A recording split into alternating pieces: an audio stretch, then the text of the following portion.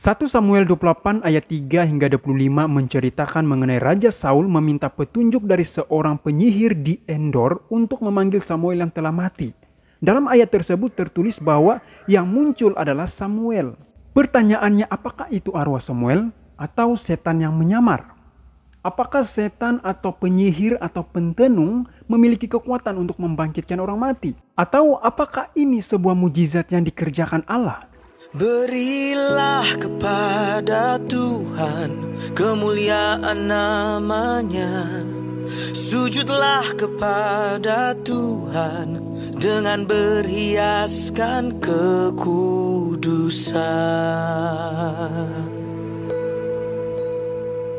1 Samuel 28 ayat 7. Lalu berkatalah Saul kepada para pegawainya, "Carilah bagiku seorang perempuan yang sanggup memanggil arwah. Maka aku hendak pergi kepadanya dan meminta petunjuk kepadanya." Para pegawainya menjawab dia, "Di Endor ada seorang perempuan yang sanggup memanggil arwah."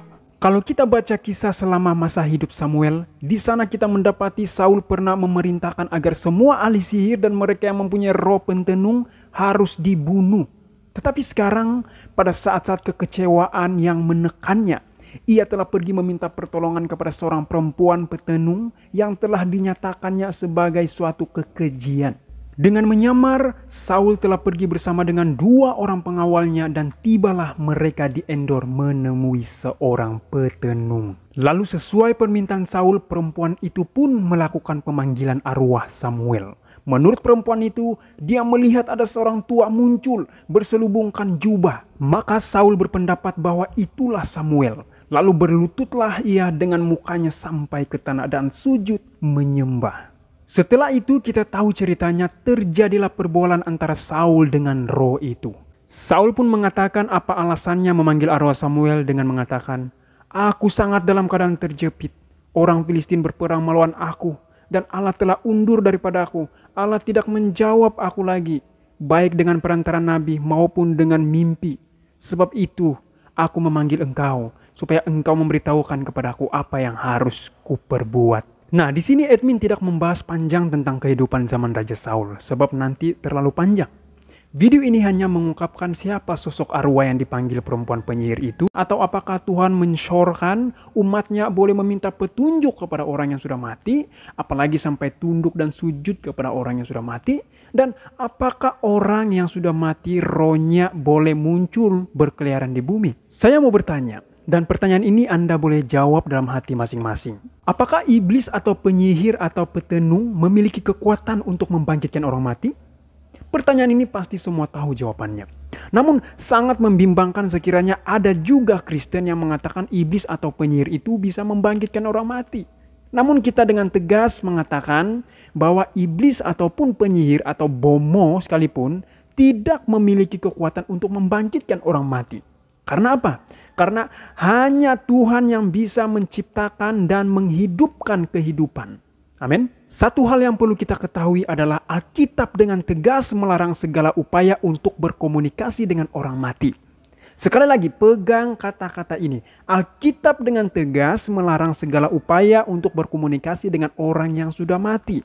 Lalu kalau begitu, bagaimana kisah mengenai Raja Saul ketika meminta petunjuk dari seorang penyihir di Endor untuk memanggil Samuel yang telah mati? Apakah penyihir Endor itu benar-benar memunculkan roh Nabi Samuel? Saudara dan saudari, ada alasan mengapa roh yang muncul itu bukanlah roh Samuel. Mari lihat ayat ini. 1 Samuel 28 ayat 15. Sesudah itu berbicaralah Samuel kepada Saul. "Mengapa engkau mengganggu aku dengan memanggil aku muncul?" Kata Saul, "Aku sangat dalam keadaan terjepit.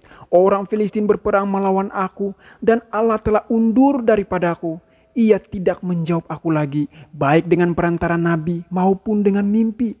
Sebab itu aku memanggil engkau, supaya engkau memberitahukan kepadaku apa yang harus kuperbuat." Nah, dalam ayat itu mengatakan Samuel bertanya pada Saul, "Mengapa engkau mengganggu aku dengan memanggil aku muncul?"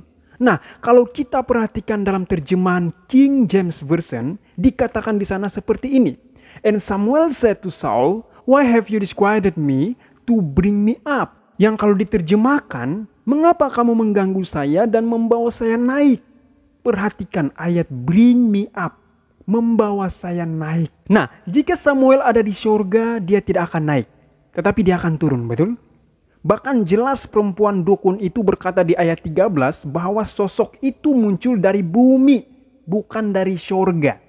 Jadi jangan hanya mengutip satu ayat lalu menafsir tidak sesuai konteks. Sangat membimbangkan jika ada sebagian orang menggunakan ayat ini untuk menguatkan pendapatnya bahwa boleh berkomunikasi dengan orang yang sudah mati dan meminta petunjuk. Namun itu bukanlah Alkitabiah. Lalu siapakah sosok yang datang menyerupai Nabi Samuel itu? Tidak lain tidak bukan adalah setan. Alkitab dengan jelas mengatakan bahwa Saul tidak berbicara kepada Samuel, tetapi roh jahat. Alasan yang lain bahwa sosok arwah itu bukanlah roh Samuel adalah tidak mungkin Allah telah memanggil Samuel supaya datang ke tempat si dukun itu.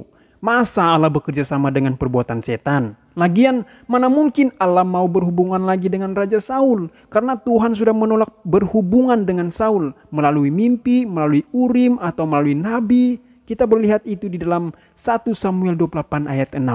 Jadi sangat jelas memunculkan arwah yang menyerupai Nabi Samuel itu adalah perbuatan setan. Lagi pula dalam isi perkabaran yang disampaikan oleh sosok roh itu merupakan bukti yang cukup bahwa perkabaran itu sumbernya dari setan. Karena melihat dari perkabarannya tujuannya bukanlah untuk menuntun Saul kepada pertobatan, melainkan untuk mendorong Saul menuju kepada kebinasaan. Dan hal ini bukanlah pekerjaan Allah, tetapi pekerjaan setan. Jelas, setan tidak bisa menghadapkan Samuel yang sebenarnya, tetapi ia menampilkan Samuel yang palsu. Untuk apa? Untuk maksud penipuannya. Penipuan si setan itu juga jelas terlihat ketika Saul berperang dengan segenap kekuatannya untuk mempertahankan takhta dan kerajaannya. Tetapi sia-sia belaka. Orang-orang Israel melarikan diri dari hadapan orang Filistin dan banyak yang mati terbunuh di pegunungan Gilboa. Akhirnya, Saul telah membunuh dirinya dengan merebahkan dirinya ke atas pedangnya. Dengan demikian, binasalah Raja Israel yang pertama itu dengan dosa membunuh dirinya sendiri tertanggung atas jiwanya. Hidupnya merupakan satu kegagalan dan ia telah pergi dalam keadaan yang hina dan kecewa oleh sebab ia telah memaksakan kehendaknya yang sudah rusak itu melawan kehendak Allah. Jadi, Alkitab dengan jelas mengatakan bahwa Saul tidak berbicara kepada Samuel tetapi roh jahat. Perhatikan ayat ini. 1 Tawarik 10 ayat 13. Demikianlah Saul mati karena perbuatannya yang tidak setia terhadap Tuhan. Oleh karena ia tidak berpegang pada firman Tuhan dan juga karena ia telah meminta petunjuk dari arwah. Saudara dan saudari, Alkitab dengan tegas melarang segala upaya untuk berkomunikasi dengan orang mati. Kitab suci mengatakan setan dapat menjadi malaikat terang dan dapat membuat mukjizat. Itu kita melihat di dalam 2 Korintus 11 ayat 14. Setan bahkan dapat menyamar sebagai orang yang dicintai yang telah meninggal. Kita melihat dalam Wahyu 16 ayat 14. Iblis bahkan menciptakan ular untuk Firaun ketika Musa datang meminta izin untuk membawa pergi umatnya. Penampakan yang mengaku sebagai Samuel ini pada kenyataannya adalah setan yang menyamar sebagai nabi yang telah meninggal. Setan adalah ahli penipuan. Bukankah jauh sebelumnya Tuhan Yesus sudah mengingatkan kita bahwa pada akhir zaman banyak penyesat akan muncul dan akan menyesatkan banyak orang? Ada 14 kali dalam kitab-kitab Injil mencatat bagaimana Yesus mengingatkan murid-muridnya agar selalu waspada terhadap para pengajar atau nabi palsu yang akan menyesatkan mereka.